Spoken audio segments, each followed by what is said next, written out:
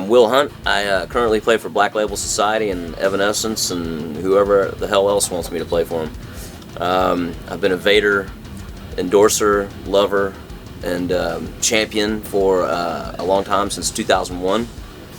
And before that, I bought my Vater sticks like everyone else does.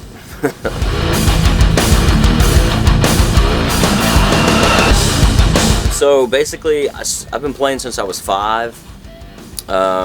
I saw Kiss on the Jerry Lee Lewis telethon when he does for the MS Foundation, and when I saw that, I was like, God, that's what I want to do. That looks pretty cool. Fire and things blowing up and loud guitars and blood and all that. So that was me, and really I wanted to play guitar, but realized that it was a lot more difficult than just putting your hands on it and strumming. So I figured that the closest thing to Neanderthal I could get to was drums, so that's what I did. And then played and through high school and bands, and never really did the marching band thing, which I kind of regret now a little bit, but you know, it is what it is. And about a month after I graduated from high school, I got in a band that was a circuit band, is what we called it back then, and we played covers, and we had a semi-truck and a big light show and a big PA. It was like an arena band for a club, and played 300 days a year, you know, 4 sets a night for 4.5 years, and that was basically college for me. And after that, I just kind of drifted around from North Florida down into Orlando and had some original bands back then, and kind of the first big break I got was joining Stuck Mojo, which was from Atlanta, and that plays into the story later. But I did that for a while. Went to Europe. It was my first trip over to the UK and over to you know, like Russia and Italy and all these places that really embrace metal. And I came back from that and decided that I wanted to start my own band, and the focus was not America, but the focus was Europe. I didn't even care what happened here. And that band was Skrape, and we got a deal with RCA. Did some big tours, actually did the last tour with Pantera that they ever did, unfortunately. And that's the time that I came on with Vater, 2001. And then after that, I wound up playing drums for Tommy Lee, and being his guy, still am to this day. Did that. Did Vince Neil was his drummer, solo as well. Let's see. I did Slaughter in between all that. I did, and then in between all of that, I was doing Dark New Day, which has Clint from Seven Dust and Corey from Stuck Mojo.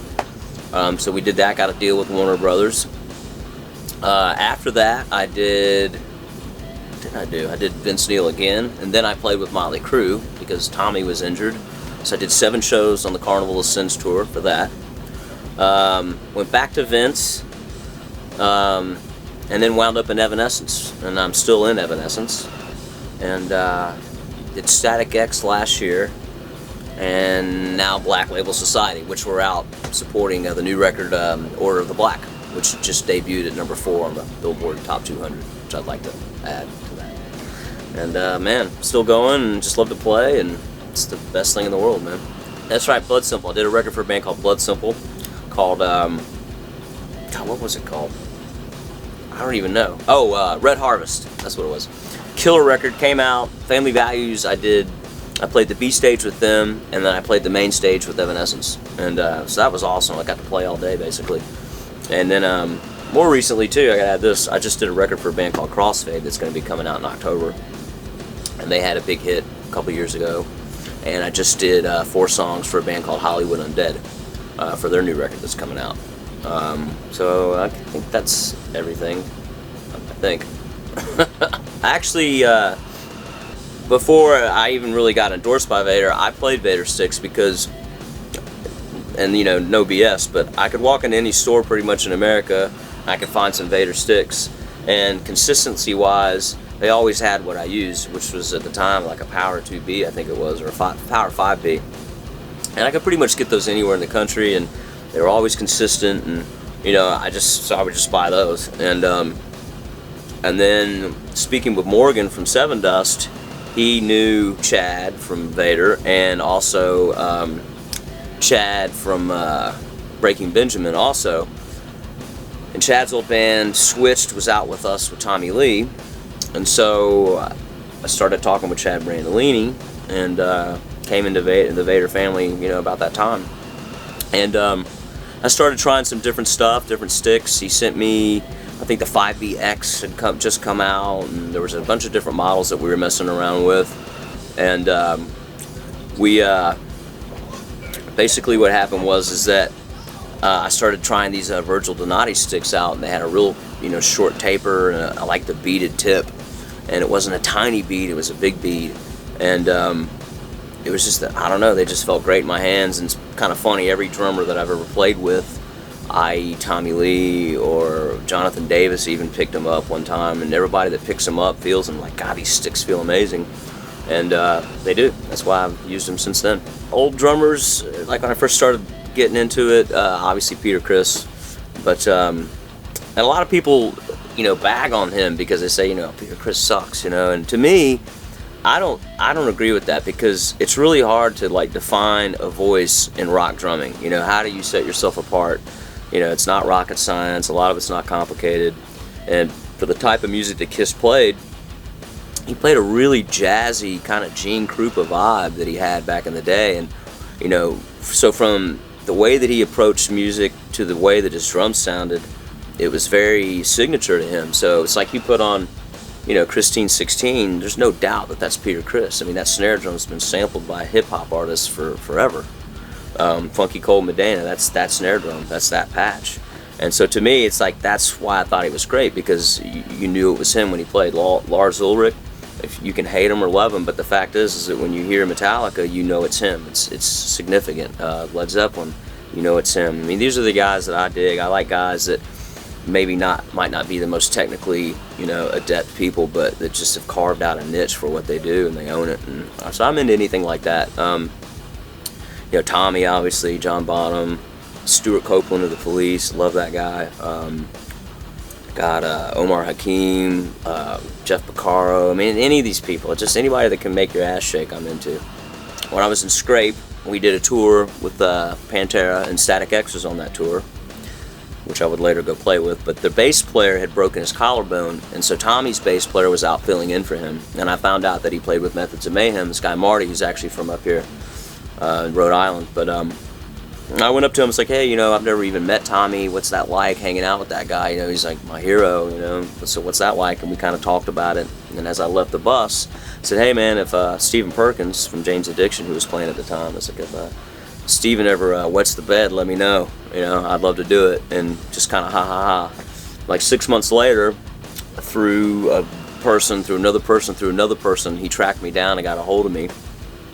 And I ended up go flying and say, hey, we're auditioning drummers for Tommy tomorrow, can you come out? And I was like, well, sure. So I spent, you know, about $1,000 on a plane ticket and flew out, and I wasn't even on the list, and you know, what it was like, I wasn't even going to get to audition. And then finally they let me in, and I was like number 34, I think, out of 34 people. I was the last guy. And I went in, and the guy before me had blown fire after he played, and they just had a picture of him. They're like, you know, what are you going to do now? And I said, that's nothing, I'm going to shoot rockets out of my ass.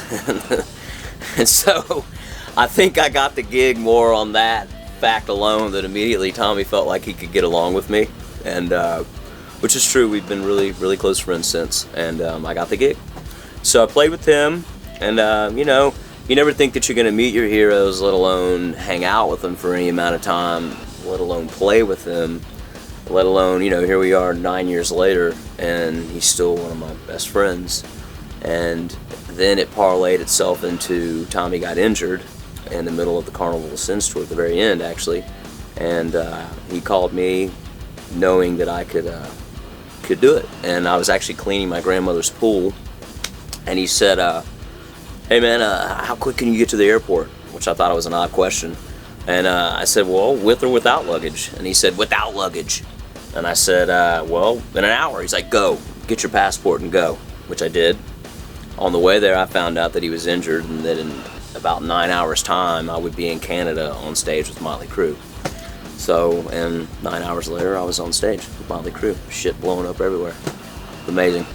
One of the things, for some odd reason, this is not what I ever wanted it to be, but I get a lot of calls from people that need a drummer tomorrow. And like with Static X, when I filled in for them, it was the same thing. So I had, 18 hours to learn 18 songs, which of their songs I knew nothing. With Motley, when they called, I had, the plane flight, which was about 8.5, 9 hours. And so I just listen and I start writing. It's like my dad always said when I was studying for tests for school, if you write it out, you'll remember it. So I took notepads while I was on the plane. I just started writing out, flow charts. And I would listen to it again and refine the chart, and listen to it, 5 or 6 times each song and refine the chart until I had a really simplified, chart to read. But by that time I kind of remembered it because I'd listened to it so many times and written it down. So that's kind of how I prepare for things like that. When it gets a little crazy, it's overwhelming, particularly when you're on stage and it's to a click track and the lights and everything go to that, and it's like you gotta be on, you can't screw up, and it's a little hairy, but you just do it. What are you gonna do, quit?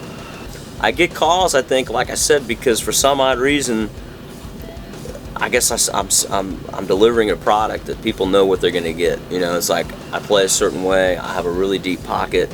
I'm not Joey Jordison of Slipknot, although I admire that. It's just not what I do.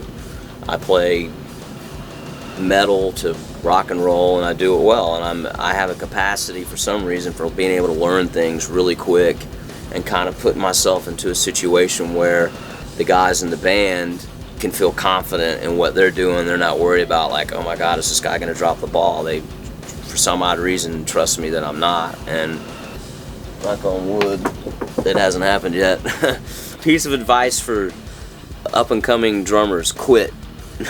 No, I'm kidding, not really. No, you gotta love it. Don't get into it for the money, because there's not a lot in it. Get into it because you love to play and you love to be around people. Get into it for the right reasons and live it. Don't just kind of one foot in, one foot out. You gotta live it. If you want it like this, you gotta live it. So that's my suggestion. No harm, no foul, and just being a weekend warrior, that's fun too. But if you want to be, this is what you want to do for a living, you have to live it. You gotta be willing to sacrifice and lose pretty much everything for it. And that's the thing. But it's worth it. It's a lot of fun. All right, this is Will with Black Label Society. Saying sayonara. Pick up the new Order of the Black album. Go pick up a fine set of these Vater Virgil Donati sticks that are just made to kill stuff. And keep rocking. Thanks, everybody.